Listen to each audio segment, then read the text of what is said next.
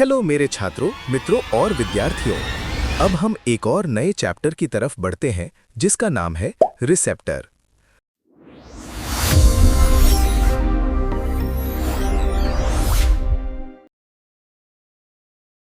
Definition.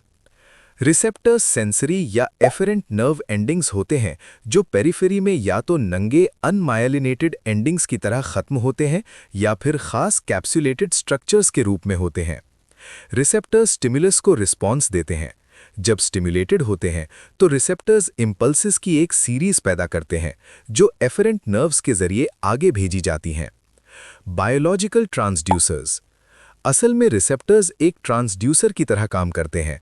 Transducer एक ऐसी device होती है जो एनर्जी की एक फॉर्म को दूसरी फॉर्म में बदलती है। इसलिए रिसेप्टर्स को अक्सर बायोलॉजिकल ट्रांसड्यूसर्स कहा जाता है, जो माहौल की अलग-अलग एनर्जी यानी स्टिमुलाई को नर्व फाइबर के एक्शन पोटेंशियल्स में कन्वर्ट यानी ट्रांसड्यूस कर देते हैं। Classification of receptors. आमतौर पर रिसेप्टर्स दो टाइप्स में बांटे जाते हैं, ए एक्सटेरोसेप्टर्स, बी इंटेरोसेप्टर्स।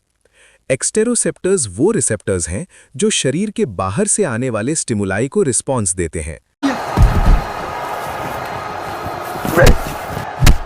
अबे तू है कौन तू? अंबती राइडो। ये क्या चीज हो? अबे प्लेयर। इन्हें तीन ग्रुप्स में बांटा गया है, क्यूटेनियस रिसेप्टर्स या मैकेनो रिसेप्टर्स। जो रिसेप्टर्स स्किन में यानी त्वचा में होते हैं उन्हें क्यूटेनियस रिसेप्टर्स कहते हैं। इन्हें मैकेनो रिसेप्टर्स भी कहा जाता है क्योंकि ये मैकेनिकल स्टिमुलाई जैसे टच, प्रेशर और पेन को रिस्पॉन्स देते हैं। टच और प्रेशर रिसेप्टर्स वाइब्रेशन को भी रिस्पॉन्स देते हैं। Chemo receptors. वो रिसेप्टर्स जो केमिकल स्टिमुलाई को रिस्पॉन्स देते हैं उन्हें कीमो रिसेप्टर्स कहते हैं। Tele receptors. टेली रिसेप्टर्स वो रिसेप्टर्स हैं जो शरीर से दूर पैदा होने वाले स्टिमुलाई को रिस्पॉन्स देते हैं। इन्हें डिस्टेंस रिसेप्टर्स भी कहा जाता है। इंटेरोसेप्टर्स। इंटेरोसेप्टर्स वो रिसेप्टर्स होते हैं जो शरीर के अंदर से पैदा होने वाले स्टिमुलाई को रिस्पॉन्स देते हैं। ये दो टाइप्स के होते हैं। विसेरोसेप्टर्स। जो रिसेप्टर्स विसेरा यानी अंदरूनी अंगों में मौजूद होते हैं उन्हें विसेरोसेप्टर्स कहते हैं। अलग-अलग विसेरोसेप्टर्स की लिस्ट फिगर 13.3 में दी गई है। प्रोप्रियोसेप्टर्स। प्रोप्रियोसेप्टर्स वो रिसेप्टर्स हैं जो शरीर के अलग-अलग हिस्सों की पोजीशन में होने वाले बदलाव को रिस्पॉन्स देते हैं। Properties of receptors. 1. Specificity of response, Muller law. Specificity of response या म्यूलर लॉ का मतलब है कि एक खास तरह का रिसेप्टर सिर्फ एक स्पेसिफिक सेंसेशन को ही रिस्पॉन्स देगा। उदाहरण के लिए पेन रिसेप्टर्स सिर्फ दर्द, पेन के सेंसेशन को रिस्पॉन्स देते हैं। वैसे ही टेम्परेचर रिसेप्टर्स सिर्फ तापमान, टेम्परेचर के बदलाव को रिस्पॉन्स देते हैं। इसके अलावा हर तरह का सेंसेशन इस बात पर डिपेंड करता है कि उसके नर्व फाइबर्स ब्रेन के किस हिस्से में खत्म यानी टर्मिनेट हो रहे हैं। स्पेसिफिसिटी ऑफ रिस्पॉन्स को Muller's doctrine of specific nerve energies भी कहा जाता है। 2. Adaptation, sensory adaptation. अडैप्टेशन का मतलब है सेंसरी इंपल्सेस के निकलने, डिस्चार्ज में कमी आना, जब किसी रिसेप्टर को लगातार एक ही स्ट्रेंथ के साथ स्टिमुलेट किया जाता है। इसे सेंसरी अडैप्टेशन या डीसेंसिटाइजेशन भी कहते हैं।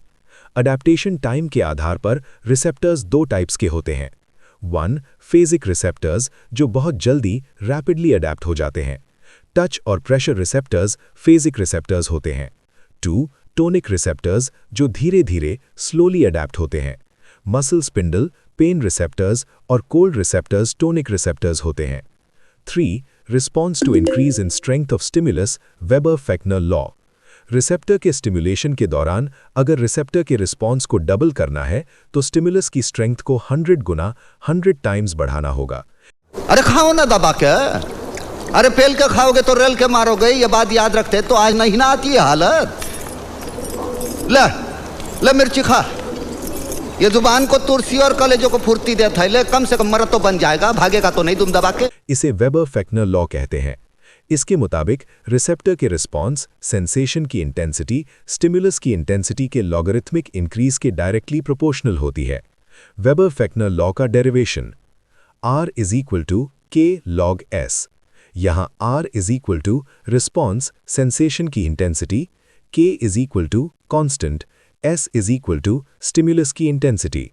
4. Sensory transduction. रिसेप्टर में सेंसरी ट्रांसडक्शन वो प्रोसेस है जिसके जरिए एनवायरनमेंट की एनर्जी स्टिमुलस को नर्व फाइबर में इलेक्ट्रिकल इंपल्सेस एक्शन पोटेंशियल में बदला जाता है। ट्रांसडक्शन का मतलब है एनर्जी की एक फॉर्म को दूसरी फॉर्म में बदलना। जब किसी रिसेप्टर को स्टिमुलेट किया जाता है तो वो स्टिमुलस की जानकारी सीएनएस को भेजकर रिस्पॉन्स देता है। इस काम को करने के लिए कई इवेंट्स होते हैं, जैसे रिसेप्टर सेल में रिसेप्टर पोटेंशियल का बनना और सेंसरी नर्व में एक्शन पोटेंशियल का बनना। सेंसरी ट्रांसडक्शन रिसेप्टर आइप पर डिपेंड करता है। उदाहरण के लिए कीमो रिसेप्टर केमिकल एनर्जी को सेंसरी नर्व फाइबर के एक्शन पोटेंशियल में बदलता है। टच रिसेप्टर मैकेनिकल एनर्जी को सेंसरी नर्व फाइबर के एक्शन पोटेंशियल में बदलता है। 5. Receptor potential. Definition. Receptor potential एक non propagated transmembrane potential difference है जो तब बनता है जब किसी रिसेप्टर को स्टिमुलेट किया जाता है। इसे जनरेटर पोटेंशियल भी कहते हैं।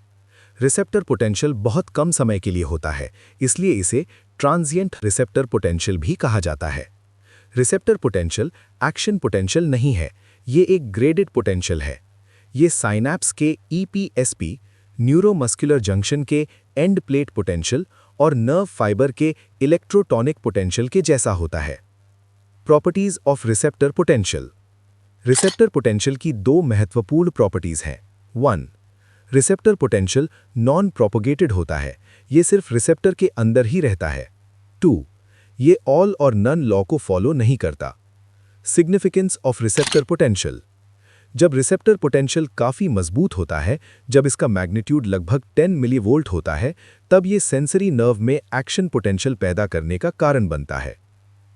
Mechanism of development of receptor potential. Receptor potential की स्टडी के लिए आमतौर पर पेसिनियन कॉर्पसल्स का इस्तेमाल किया जाता है क्योंकि इनका साइज बड़ा होता है और बनावट कॉन्फ़िगरेशन ऐसी होती है इन्हें एक्सपेरिमेंटल एनिमल्स की मेजेंट्री से आसानी से अलग किया जा सकता है। पेसिनियन कॉर्पसल में नर्व फाइबर का आखिरी सिरा टिप अनमाइलिनेटेड होता है। ये अनमाइलिनेटेड नर्व टिप कॉर्पसल के बीच में एक सेंटर कोर फाइबर की तरह फैला रहता है। कॉर्पसल की कंसेंट्रिक लेयर्स इस कोर फाइबर को घेरे रहती हैं। पेसिनियन कॉर्पसल्स प्रेशर स्टिमुलस को रिस्पॉन्ड करते हैं। जब प्रेशर स्टिमुलस अप्लाई किया जाता है तो पेसिनियन कॉर्पसल दब या कंप्रेस हो जाता है। हेलो। हाँ मैं कहाँ है? यही हूँ। तो साले बर्गर देखना दब गया।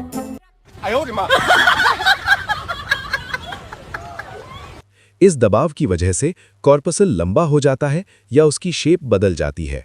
शेप बदलने से कॉर्पसल का सेंटर कोर फाइबर डीफॉर्म या मुड़ जाता है। इसके नतीजे में मैकेनिकली गेटेड सोडियम चैनल्स खुल जाते हैं। इस वजह से positively charged sodium ions core fibre के अंदर दाखिल होते हैं। इससे एक हल्का डीपोलराइजेशन पैदा होता है जिसे हम रिसेप्टर पोटेंशियल कहते हैं। Generation of action potential in the nerve fibre. Receptor potential की वजह से करंट फ्लो का एक लोकल सर्किट बनता है जो कॉर्पसल के अंदर नर्व फाइबर के अनमाइलिनेटेड हिस्से में फैल जाता है। जब ये लोकल सर्किट कॉर्पसल के अंदर मौजूद फर्स्ट नोड ऑफ रैनवियर तक पहुंचता है तो ये वोल्टेज गेटेड सोडियम चैनल्स को खोल देता है और सोडियम आयंस नर्व फाइबर के अंदर दाखिल होने लगते हैं। इससे नर्व फाइबर में एक्शन पोटेंशियल पैदा हो जाता है। 6. Law of projection. जब रिसेप्टर से लेकर सेरेब्रल कॉर्टेक्स तक के सेंसरी पाथवे को उसके रास्ते में कहीं भी स्टिमुलेट किया जाता है तो उस स्टिमुलस से पैदा होने वाली सेंसेशन हमेशा रिसेप्टर की लोकेशन पर ही महसूस होती है, चाहे स्टिमुलेशन कहीं भी किया गया हो।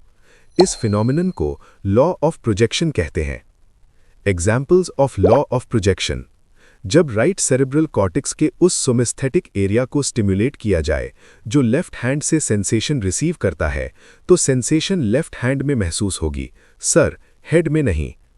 एम्प्यूटेटेड पेशेंट्स जिनका कोई अंग कट गया हो द्वारा मिसिंग लिम्ब में महसूस की जाने वाली सेंसेशन फैंटम लिम्ब इसका सबसे बेहतरीन उदाहरण है। उदाहरण के लिए अगर किसी की टांग काट दी गई हो तो कटा हुआ सिरा स्कार फॉर्मेशन के साथ भर जाता है। नर्व फाइबर्स के कटे हुए सिरे इस स्कार के अंदर मर्ज हो जाते हैं। अगर थाई की मूवमेंट के दौरान इन सेंसरी फाइबर्स के कटे हुए सिरों को स्टिमुलेशन मिलती है तो पेशेंट को ऐसा लगता है जैसे सेंसेशन उस टांग से आ रही है जो अब है ही नहीं। कभी-कभी पेशेंट को उस नामौजूद लिम्ब में दर्द महसूस होता है जिसे फैंटम लिम्ब पेन कहते हैं।